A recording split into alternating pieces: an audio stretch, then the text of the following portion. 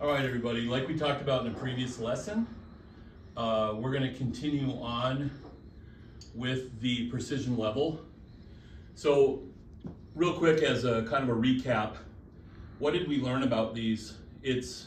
What is the error per inch per grad? Does anybody remember? 5 thousandths per foot. 5 thousandths per foot per grad of error, right? And so, again, little simple math. If it's a 4-foot roll, how much that we're trying to precision level, how many grads how many thousandths per grad would that be then? 20 thousandths per grad, okay? And so on these, as you can see on your levels, there's quite a bit of distance in between the graduations, right?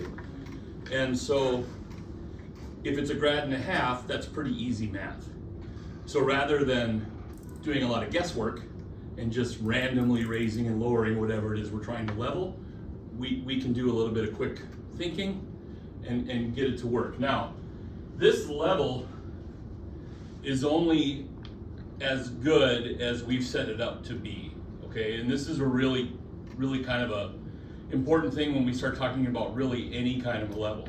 So when you're like at Home Depot, say for instance, and you're going to buy a torpedo level, you shouldn't leave that store without checking it. What do I mean by that? Making sure it's actually reading level. And how do we do that? By using use 2 levels, and you check it one way, and then you flip it 180 and you check it another way. Yes. So we don't actually have to use 2 levels because we can't be ensured that either of them is perfect. But what we could do, and I would suggest doing this on 2 different planes, is to actually place the level down on a horizontal surface, turn it 180. Doesn't matter if there's error as long as the error is what? The same. And if the error is really close to the same, even on that $10 torpedo level that we bought at Home Depot, we know it's probably a pretty good level, and as long as we take care of it, it's probably going to work well for us. The other plane is vertical, okay? Now, this level is no different, although it's much more expensive. And I think the last time, I've got a 6-inch in my hand, but I think the last time that I priced these out, you know, brand new, they're around 250 bucks, and they're probably, and that was a long time ago, they're probably even more than that now, okay? But this is no different. We have to ensure that it's precision in order for us to ensure to our customers that we're working for that it's gonna work for us, okay? Now, this is what's known as the vial, okay? And what do you notice on one end of the vial we have what? Just a screw, okay? And all that's there for is replacement. On the other end we have what?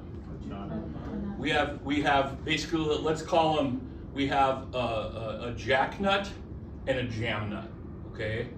They're there for one reason and one reason only, for us to check our level, and then if we determine that it's not reading the way we want it to adjust it until it is, all right?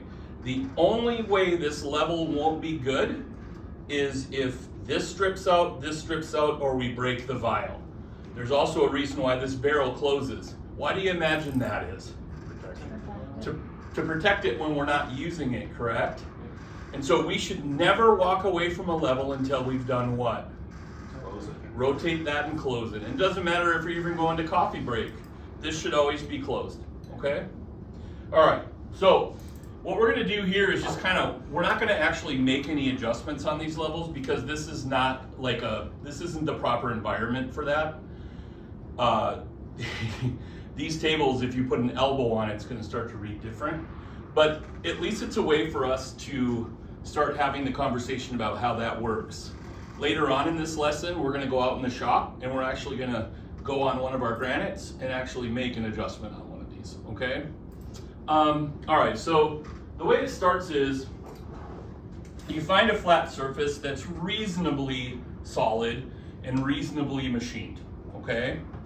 What I like to do is actually take like a marking utensil and mark out a corner of the level. Why is that, do you think? So you put it back in the same spot. Yes, I wanna 100% repeat what I did on the first move, okay? And so I look at this and it's off about 2.5 grads, okay? So if I take this and 180 it, it should be off that exact same amount, and if it is, I know that my level's probably reading pretty accurate, okay? Now in this lesson thus far, I've talked about two different things. I've talked about precision and I've talked about accuracy, okay? Those things sound pretty similar, do they not? What's the difference, gang? Repeatability. Tell me which one. Being able to, Let me back up. What does precision mean to you? being able to repeat measurements the exact same every time. Careful. Precision actually is the ability to hit a known number compared to a known value, okay? And then we always have that, whenever we talk about precision measure, we always have what attached to it. It's that T word that ends in an E and it's got a bunch of letters in the middle. Tolerance, okay? And so as long as we hit that number within that known tolerance, we call that precise, okay? Imagine we take a bow and arrow. If I hit a bullseye, what is that? Accurate. That's precise, okay? That bullseye is what compared to the arrow, the tip of the arrow? Much bigger. But if that bullseye is our tolerance. And as long as I hit it in there, that's our known value. And I call that precise, okay? Now accuracy is taking arrow after arrow after arrow and doing what? Hitting the bullseye. And so for millwrights, that's really important because there's literally no measurement that we ever take once. We always want to establish repeatability, okay? All right, so back to it. If I determine that there's error on this level, all I simply have to do is take and loosen this nut, or excuse me, the jam nut, and then raise or lower that vial until when I turn it 180 degrees back and forth, I get the same reading each time, okay? That makes sense to everybody? All right, are there any questions? Yeah. Go ahead. Would you raise the jack nut and then re-tighten the jam nut and then double check it, or would you leave the jam nut off? Nope, that's a great question. And you'll notice on a lot of different things that we do, like when you all take your optics lesson sometime down the road here, there's the tilting level and the transits that we use have a vial that's very similar to this, and we have the capability to raise or lower that. You always have to bring it back to a tightened state before you double check, because it will change a little bit once we tighten up that jam nut. So that's a great question. You wanna make sure everything's nice and tight before you double check on it. Okay? Any other questions? All right, now what I would like to do is actually take this out into the shop, and we'll do this in a controlled environment. Does that make sense to everybody? Yep. Okay, great.